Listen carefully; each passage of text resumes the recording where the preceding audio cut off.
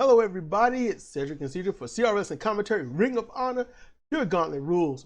First match is Eric Martin versus world famous CB. Well, Cheeseburger. We know who it is, right? Yeah, Eric Martin's a young boy from the ROH dojo. And I mean, in all honesty, from his work in this match and from the little bit we've seen before, he good. Yeah, I mean, he did show up and get trained. He did nothing special, but yeah. No, he don't have to do anything special. He did everything right. He performed well. Yeah. Just got finished drinking a little bit of the what's this? White peach ginger bubbly. They said no ginger in that. Yeah. Maybe the because I did freeze it. Oh. I did freeze it and let it melt. Okay, so here's the thing, Gauntlet rules. Same as the pure division, all right? You 3 rope breaks until the ropes can't save you, and you can only get 1 solid punch. The other will be a DQ. Somebody come in and help you. They'll be, at first it was fired, but the way this was worded was removed from the division roster. So they won't be able to compete in the pure rules. That seems to be about it. But for the gauntlet, still burpy. But for the gauntlet, your rope breaks and whatnot carries over to the next match. And that's interesting. That's very interesting. I mean, you've got to be intelligent to do put this. Yourself in a real messed up position later on. And for this match, world famous CB, he showed that intelligence. He used drop toe holds. He used trips and whatnot to get 3 early rope breaks for Eric Martin. And Eric's like, what? That counts? What? And it's like, well, yeah, it was a drop toe hold, and you don't want to catch a throat on it, so you grab the rope, and it counts. And there's a part of me that's like, oh, that's a gray area, but I get it. Yeah. I get it. So he did that, and Cheeseburger was clowning. He was clowning him, and dude was like, you know what, screw this. He just knuckled up and gave him a good old forearm shiver, knocked Cheeseburger down, and started beating on him a little bit, and Cheeseburger got in, and they went back and forth a little bit, and then Cheeseburger hopped up on him, and kind of got a rear chin lock with his feet on his thighs from behind. Broke dude down into what looked like it was going to be the Mexican surfboard or Romero special, as I would rather call it, the Romero special. But he kind of had it like it was going to be a rear chin lock. But no, he had it deep, got hunkered on his back, and then bridged dude's head back. Whew. And if you watch CR Fire Pro, listen to the commentary, I go over why certain moves do such damage and whatnot. When you bend the head back that far, you're closing off, that trachea area a little bit. It's a choke. It's a choke. You're hyperextending the chest. You're hyperextending the neck. You're hyperextending the throat. So it makes sense. It's a good submission hold, especially for someone the size of world famous CB. And Eric Martin tapped. And it looked good. I thought it was good. But world famous CB was clowning. But he was being intelligent. I liked how he did this. I like it. It reminds me of Gresham. That craftiness, that cleverness. Now on the mic, commentary, you got Malonis, Coleman, and Riccaboni. And Malonis keeps saying things, and Coleman is, I gotta be honest with you, he's fat shaming, but I get why, because the bouncers have messed with him a while ago. Riccaboni. And yeah, messed with Riccaboni. You don't do that. Riccaboni don't do that to nobody. So Caprice Coleman is like, you know what, man, ain't no love lost for y'all. So he was up there like, pound for pound, I'm the best guy in the pure division. Coleman's like, There's a lot of purity in that.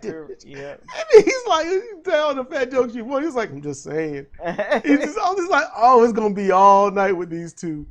And they kept going, and they made the commentary fun. But he was talking about how much cheeseburger weighs, 75 pounds, soaking weight. He's like, so now we're gonna do the weight jokes. I just want to know where I come in. I just where I fit in. You start back there and soaking the weight. Yep, where do I fit in? When can I start in on this? And see, he keeps saying that none of these guys, I've beaten all these guys, and I'm the best in pure division, as Maloney was saying. And Caprice was like, why don't you sign up? What you need? A pure app? That's what I'm saying. I mean, I doubt he was omitted. But he had a pure divisions match and he won.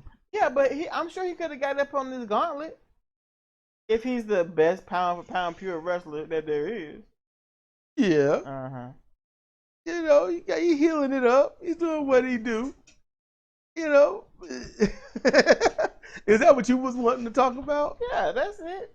Like, shut your mouth and go do it then. If it's like that. He's like, I can't do it. I just, it's already done. They gotten started. I can't do this, this. Oh, my goodness. Yes. I thought this was a good opening match. And since they got a women's champion, what I was going over earlier before the event really started, I was just, people saying, y'all need to start having women's matches now. And I was saying they need to have one women's match per event. They do. And then, I don't know if it was you or me that brought up, it'd be nice to have a pure women's division. But I do remember, I don't know which one of us said it, but I remember saying that first you got to establish a women's division. They had the tournament, they got the title. Now you got to show, hey, there's a division. These are the ones you're going to see here. They're mainstays. They might go elsewhere, but their commitment is here. So you need to establish that. Then, Yanni. And then you can have the pure women's division once you get all that established. And I think they can do that, but they can't do it if they're gonna lollygag. They're gonna have to. They can do the pure division right now for the guys, but then at least close with a really good women's match. You've seen the dudes now show that you got women, because it'd be weak to crown this champion and then there's no women. So then when do they get a challenge? So maybe they got something else in mind. Maybe to work with other promotions. I don't know, but I'm hoping that this turned out well. I just hope they don't flub. Don't mess it up too bad. Don't yawn like I've been doing. In any case, she didn't got nothing else to say, so we're gonna move to the next match. Yeah. Our second match in this pure gauntlet rules is Delirious versus world famous CB. And I was curious about this. I'm like, okay, we'll see how this go. It was a good match. It was really good. It was really good. CB tried to get the Shote on a couple of times, but Delirious kept working the Japanese sleeper or Cobra clutch, whichever you want to call it. And he was working it mat style, standing style. Then he got a backbreaker version of it on him. Rolling it around. I mean, they wrestled. This was the cheeseburger had so many escapes and distractions. It was really good. It was difficult for Delirious to keep up at points. And Delirious, as they was saying, Delirious trained world famous CB, and world famous CB is training others. That's great. Excuse me. And you get to see that experience in both of them in a very short match. Yeah. And then when Delirious got a hold of him in the Cobra clutch, but he was on his back and not getting it right, he transitioned from that to a head and arm choke with his legs, triangle choke, but then transitioned that into what was going to be a Jujigatame. And then I'm not going to unveil the magic of this move, even though we saw it. It's clear as day. But in case you don't know, we're not going to spoil this because this is a rarely seen thing. But having him down, Delirious having CB down, he was able to get his arm up like it could have been a juji. It could have been that cross arm breaker. But he didn't do that. Instead, he got a hold of that wrist, he got a hold of his elbow, and started turning his wrist down, almost trying to invert the elbow. Look really nasty. Really bad. And it got an immediate submission from world famous CB. AKA T. And they called him Burger. So it was really good. It was a beautiful match. That's one of the matches I could watch again. Yeah. That was really good. You probably need to watch to see everything that happened. Yeah. Because I called a lot that happened, but I ain't call everything that happened. It was really good, so I'm wanting to see who's next. Who is Delirious going to go against? Yeah. So, let's keep going. Okay, so next match is LSG versus Delirious. And it was a basic back and forth. Yeah, it was good. Yeah. Malone said that LSG, one of the good wrestlers, good, pure wrestlers. I'm like,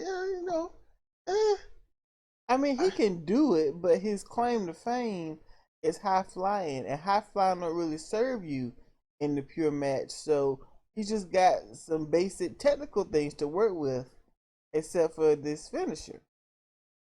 And it's difficult, as I said to you earlier, to get past the, it's him feeling. Yeah, she was like, "What'd you say?" When he comes out, I want to get the clicker and just grab the remote and turn. And I'm like, you know what? I can get up and get a bag of chips, or I can go see what our daughter is doing. Although she's in eye shot easily, I don't know. Maybe I'll brush my hair or something. I don't know what it is about LSG. This is what I say. He don't wrestle. Yeah. And even in this, it was like strikes, high flying, but no wrestling. And he didn't really high fly. I mean, he showed he had basic stuff. He got the basics. He showed he's got the basics. Yeah. But other than that, it's like, And look, I do like his finisher. He used the Muta lock, and Delirious wasn't going to give up. He was trying to fight. And then he transitioned that to the cutthroat Muta lock. And that was very good. And then he scored the submission, and he's moving on. So we're going to see who his next opponent is. It's just, that's just where I am with LSG. I want to see someone wrestle. I don't, coming off the ropes, flying and striking, that's not wrestling.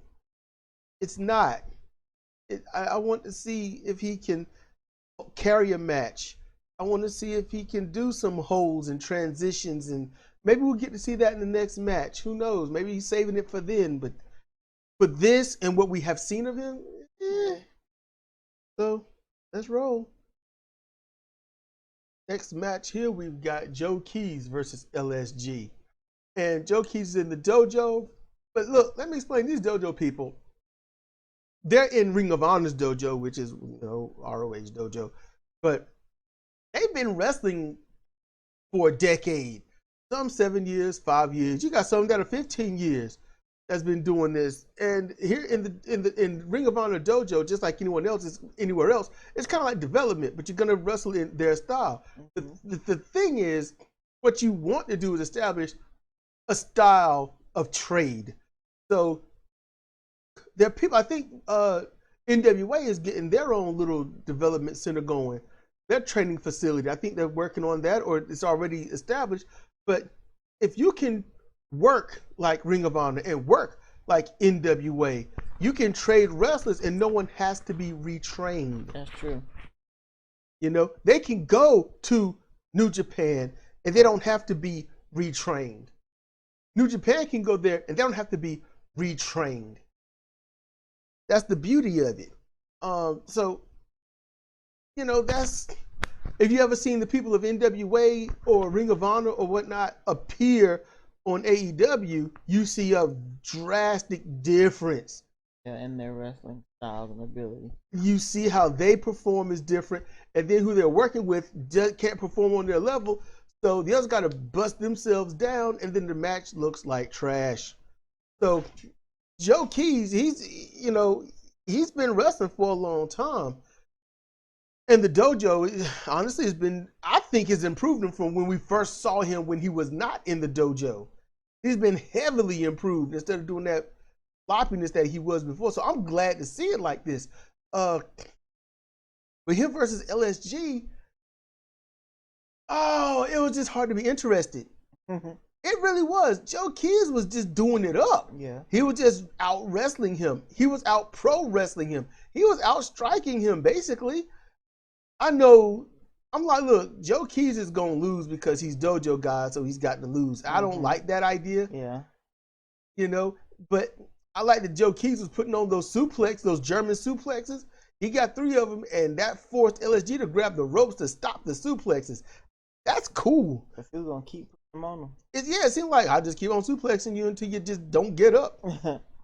Ultimately, Joe Keys trying to go for the superplex. It took a long time to set it up, but LSG was finally able to get himself right. And then on the way down, he reverses it into a crossbody. 1, 2, 3. LSG advances. Joe Keys loses. And it's like Coleman said, if LSG wins, he's going to go into the next match hurt. And he is on the mat writhing. So we're going to see who his next opponent is, because I'm curious to how he's going to make it. I don't even think he got any rope breaks left. Yeah. No, he don't. No, he don't. So, we're going to see how he fared, because this is a good check time. We'll see how this go. Let's roll. All right, next match. The next opponent for LSG is Brian Johnson. He comes out on a verbal tear as usual. Yep. No one's going to out-talk Johnson. They just not. But he gets in, start wrestling. LSG start putting on finishing holds, tries to pin him at the butterfly suplex at the ropes, foot on the ropes. Johnson didn't even put his foot on the ropes. They were just touching.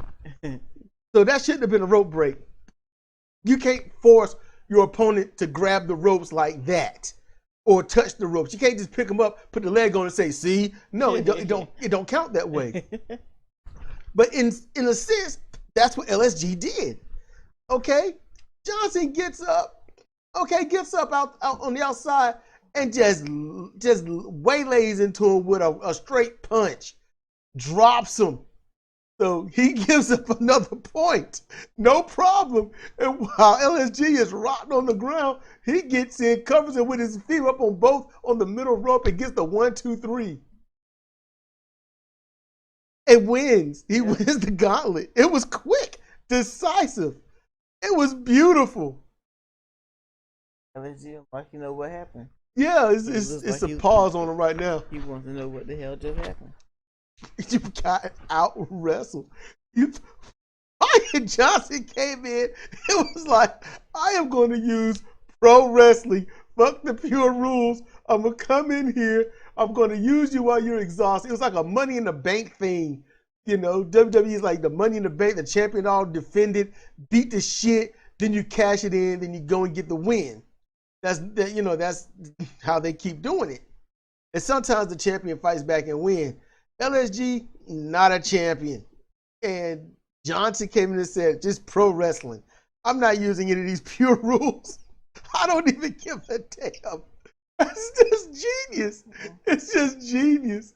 He came in, a little fight, a straight punch, feet on the ropes. It was no pure wrestling. I love it. I'm a giant Brian Johnson fan. That dude is awesome. Yeah, he is. He is cool with loud self. Yes, and there's so much more to go in this show, but oh man, that's just brilliant. Brilliant. I love it. Oh my goodness. Okay. I'm cheesing, man. This is awesome. This is awesome. Just ear to ear. Cheshire Cat with a giggle, man. Oh man, okay. We're going to see what they got after this. I hope nothing happens and then we got to start saying, they did this instead. I hope that don't happen. I love this. That's maximum heel right there, man. Oh, yeah. Let's roll. All right, so our final match of the evening, Rhett Titus versus Mike Bennett.